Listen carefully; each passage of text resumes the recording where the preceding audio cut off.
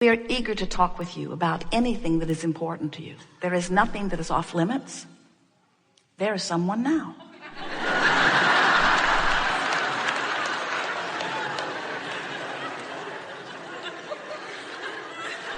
You will notice a perfect unfolding because you have to know that this meeting has assembled long before you dragged your physical bodies here. In other words, who you are and the larger part of you has already assembled in this vortex of creation, you see. And so we are well aware of who you are and what you're asking for. As people come forth, we'll call you one at a time and we will visit with you about whatever is on your mind. It is our powerful intention to assist you in getting into the proximity of this vortex of creation. Because if you are not somewhere near the solution that you seek, you won't hear our answer, even though it will be brilliant. You have to be in the vibrational vicinity of what you're reaching for, which means in many cases, you have to distract yourself from what's been bothering you. Because do you know, the vibrational frequency of a question and its answer are very different frequencies. The vibrational frequency of a problem and a solution are very different frequencies. And so we want this forum to be an opportunity for you to listen and feel and come into vibrational concert with who you really are, which means we're going to do our best to distract you from the vibrational patterning of what's been holding you apart from who you are. We want you in the vortex. That's where you belong. But we don't ever want to imply that you should just get in there and remain in there. You'd have to croak to do that.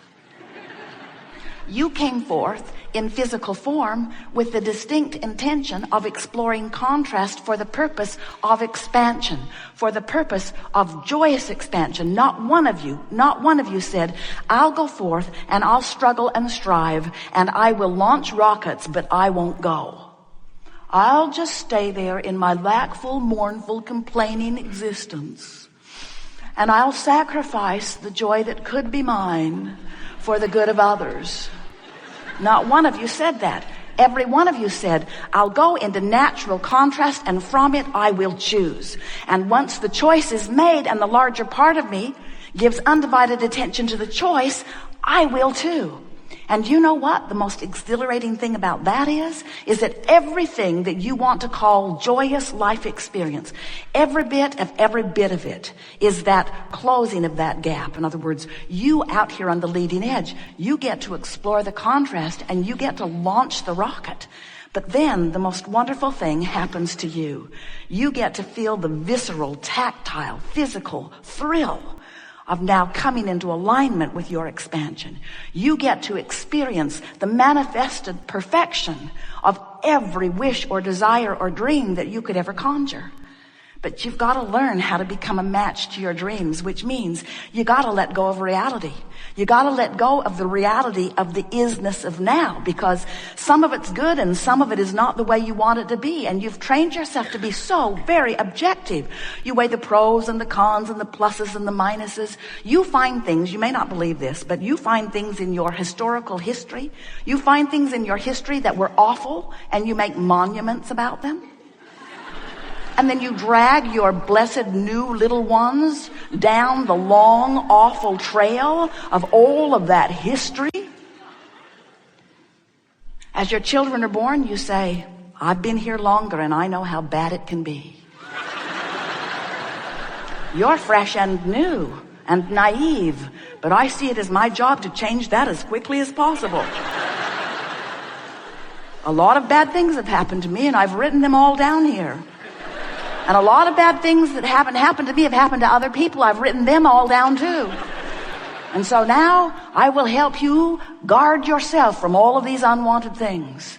And what most humans do not realize is that in every moment of every bit of that, all they are doing is holding themselves apart from the vibrational reality that is full of all of their requests and is sustained by the energy that creates worlds, by that which man calls God, by that which is the source of all that is good, that remains there for you, surrounding everything that you want and the larger part of you, summoning you all day, every day into it, calling you, calling you, calling you. And when you answer that call, when you move in the direction of that, you feel the relief of releasing the resistance. With every particle of resistance that you release, with every bit of movement toward who you really are, you feel yourself blossoming and blooming and becoming that being that you have already become, vibrationally speaking. So when we tell you you are vibrational beings, how does that set with you? Are you all right with that? When we tell you that you are source energy in a physical body, does that sort of kind of make sense to you? When we tell you that you're exploring contrast and that the contrast helps you to choose, do you get that? And when we tell you that when you've chosen, that the larger part of you embraces your choice and holds it for you eternally, waiting for another amendment and waiting for you to become a vibrational match to it, can you relate that to the wonderful aspects of your life? Do you get that? Do you now understand the emotions within you and what they mean? Do you know that the source within you is one who loves? Do you know that? And do you know that that's why when you find someone that you're not appreciating, when you're finding fault or blame, when you're condemning someone or something, even when by your physical standards they darn well deserve it, do you now understand what that negative emotion means? It means you departed from who you are. Source says you have the free will to do that, but you're not ever going to feel like you really feel when you hate, because you are a lover. The larger part of you loves. And when you don't love, you're not who you are. And there is a separation that you can feel in your solar plexus that feels like hate or anger. When you are afraid, do you know that it does not mean that you're receiving a warning bell that says there's danger? Do you know that when you're afraid, what it means is you have thought about something and therefore activated a vibration and therefore established a vibrational pattern of such separation from who you are that empty, awful feeling that you call fear simply means your thought is not in sync with who you are. You're draining yourself. Draining isn't the right word. You are disallowing the refueling, the refilling of who you really are. So, this gathering, we call it the art of allowing, the art of figuring out how to allow myself in my physical form to be that which the source within me has become as a result of my exposure to this contrast here and now. Do you see how it all fits together? There are no words to convey to you the appreciation that we feel from this non-physical vantage point for the leading edge work that you all are doing. We want to assure you that your future, that the future of this planet, that the future of all that you know as physicality, it is magnificently laid out before you. And when you find something to fuss and worry about, the most significance that has is that for you, right here, right now, you prevent yourself from being the full being that you really are. And here is the most significant thing that you will hear from us this day or ever. That negative emotion that you feel simply means that you are not keeping up with you. You are not keeping up with who you have become as a result of the life that you've been living. So, what do you want to talk about? Some things. So it's rather easy to be here in your physical body and to get yourself vibrationally separated. That's really too strong a word. But pinched off from the fullness of who you really are. Your emotions let you know how you're doing in that regard. Your emotions let you know in every moment that you are consciously aware of the vibrational relationship between the non-physical source energy part of you and the thought that you are thinking right here in this moment. So here is how it works, and we're just briefly going to give this to you. We want this to be something that you significantly understand, and all day long we'll bring you back to this realization, because an acceptance of the reality of the whole that is you is necessary before you can be the joyous, creative being that you have come forth to be. So before you came into this physical body, you were non-physical energy, and a part of that consciousness came forth into the personality that you know as you. So here you are in this body, you that you know as you and you that others know as you. And you are exploring the variety of this leading edge time-space reality, this leading edge, magnificently balanced, contrasting environment where by knowing what you don't want, you can come to clearer preferences about what you do want. And every time that preference is made, whether you speak it out loud or not, much more is happening that is happening on a nonverbal level than at verbal level. Hard to believe as much as you are talking to one another.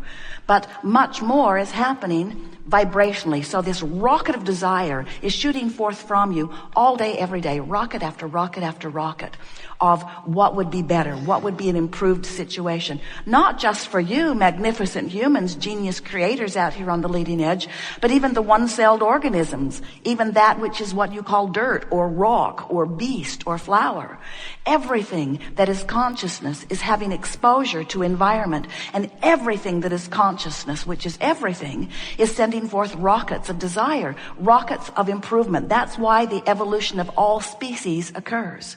So as this rocket of desire goes forth, the non-physical part of you, or the one-celled organism, or the rock, or the flower, or the beast, the non-physical part of you takes that rocket and holds the newly found preference, the newly found place, and holds it as a vibrational marker, waiting for you to vibrationally catch up to it.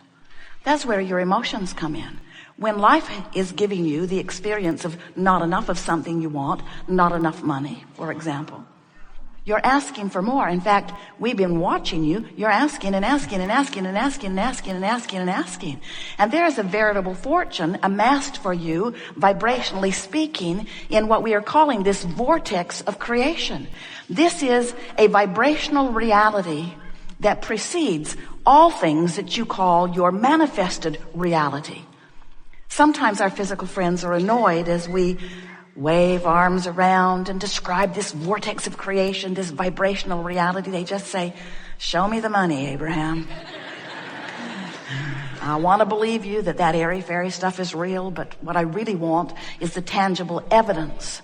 And we want you to understand that once you've launched the rocket and once the source within you has acknowledged it and is holding to it, that there is a vibrational reality that is valuable. It's an escrow that you can count on, but you have to be a vibrational match to what you're asking for. And often, even though you want to be, you're not. You beat the drum of not enough money, and as you do, you're asking for more and asking for more, because whenever there's not enough, you are asking for more. And so Source is tending to and holding this fortune. And here's the thing that we really want you to understand.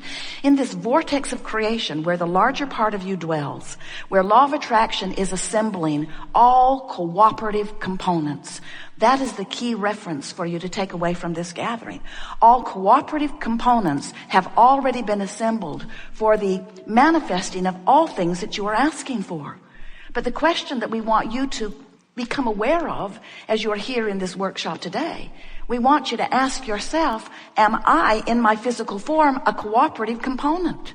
And the answer is often you're the only uncooperative component, because you're still beating the drum of I don't have enough, I don't have enough, I don't have enough. And you know why that is? Because your awareness of your reality has your nearly undivided attention. You're so busy looking at what is that you've forgotten that what is was only and will only ever be the bouncing off place for this vortex of creation where all things are happening.